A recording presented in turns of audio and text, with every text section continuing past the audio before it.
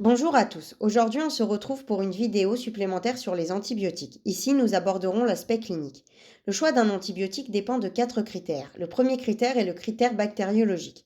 On identifie le micro-organisme qui cause l'infection grâce aux analyses microbiologiques. Le deuxième critère est le critère pharmacocinétique. L'antibiotique doit être diffusé correctement dans l'organisme pour être présent au niveau du site infecté par le micro-organisme. Le troisième critère est le critère individuel. Le choix d'un antibiotique dépend également de l'état du patient. Femmes enceintes, enfants, nourrissons, nouveau-nés, personnes âgées, insuffisance rénale ou hépatique, allergies, immunodéprimés, ces situations peuvent entraîner des adaptations de posologie ou des contre-indications. Le quatrième critère et dernier critère est le critère risque. L'antibiotique le moins toxique pour la personne et pour l'environnement doit être privilégié.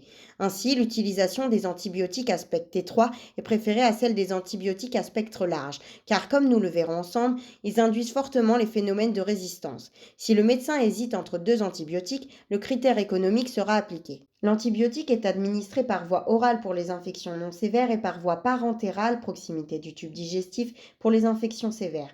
La durée d'un traitement varie en fonction de la sévérité de l'infection.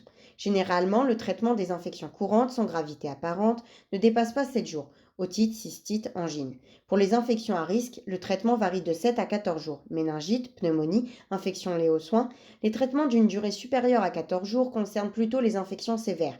Infections osseuses, infections prostatiques, endocardite. Les antibiotiques sont filtrés par le foie et les reins, puis éliminés dans les urines. Il existe 5 familles principales d'antibiotiques, les bêta-lactamines, les macrolides, les quinolones, les aminosides et les cyclines. Les bêta-lactamines sont des antibiotiques bactéricides qui inhibent la synthèse de la paroi bactérienne. Ils se divisent en 2 sous-familles, les pénicillines et les céphalosporines. Parmi les pénicillines, on retrouve l'amoxicilline, l'ampicilline utilisée dans le traitement des infections respiratoires cutanées. Parmi les céphalosporines, on retrouve par exemple le ceftriaxone pour traiter la pneumonie, la maladie de Lyme, le cefpodoxime pour traiter les infections ORL cutanées. Il peut être aussi utilisé en cas d'allergie à la pénicilline. Les macrolides sont des antibiotiques bactéricides ou bactériostatiques qui agissent au niveau de la synthèse des protéines. On retrouve par exemple l'azithromycine pour le traitement contre chlamydia mais aussi toxoplasmose, la spiramycine pour les infections dentaires, pulmonaires, l'érythromycine pour les infections cutanées, acné et préparation aux chirurgies gastro-intestinales. Il est également indiqué en cas d'allergie à la pénicilline. Les aminosides sont des antibiotiques bactéricides qui inhibent la synthèse des protéines de manière irréversible. On retrouve par exemple la gentamicine, la streptomycine et la kanamycine. Il est utilisé pour traiter les infections rénales, urinaires, génitales, ostéo-articulaires, cutanées, les septicémies, mais également la peste. Il peut être utilisé en association avec d'autres antibiotiques pour traiter la tuberculose qui est multirésistante. Ils sont mal absorbés par voie orale et sont donc administrés en intraveineuse ou en intramusculaire. Les quinolones sont des antibiotiques bactéricides qui inhibent la réplication de l'ADN. On retrouve par exemple la norfloxacine, la ciprofloxacine pour traiter les infections urinaires, génitales, ORL, les bronchites chroniques, les prostatites. Il s'agit d'une famille d'antibiotiques ayant une grande capacité à induire des mutations avec acquisition de résistance. Les cyclines sont des antibiotiques bactériostatiques qui inhibent la synthèse des protéines de manière réversible. On retrouve par exemple la doxycycline qui est utilisée pour traiter les infections à chlamydia, mycoplasme, maladie de Lyme, traitement de l'acné, rosacée. Il est très sujet à la résistance.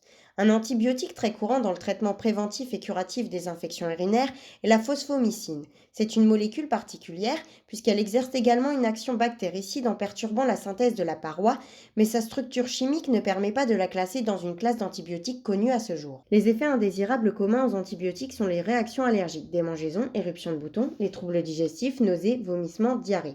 Les antibiotiques ne sont pas seulement utilisés contre les bactéries, mais également contre les parasites ou les champignons. On les qualifie alors d'antifongiques. Ils agissent aussi au niveau de la membrane cellulaire des champignons. En la perforant, ils rompent l'imperméabilité de la cellule et entraînent sa mort. On retrouve par exemple le fluconazole, voriconazole, casponfongine. On les utilise pour traiter les infections à Candida, Aspergillus, Cryptococcus, Leishmaniose. Pour certaines maladies, les médecins décident d'associer plusieurs antibiotiques afin d'obtenir un effet bactéricide maximal ou prévenir l'émergence de mutants résistants ou traiter une infection polymicrobienne. L'association provoque plusieurs effets. Synergique lorsque l'association provoque des effets plus importants qu'avec l'antibiotique seul, antagoniste lorsque l'association provoque des effets moins importants qu'avec l'antibiotique seul, ou indifférent lorsque l'association ne provoque aucun changement sur l'efficacité en comparaison à l'utilisation de l'antibiotique seul. C'est la fin de la vidéo, vous en savez maintenant plus sur les antibiotiques. On se retrouvera pour une nouvelle vidéo décrivant l'antibiorésistance. Ciao!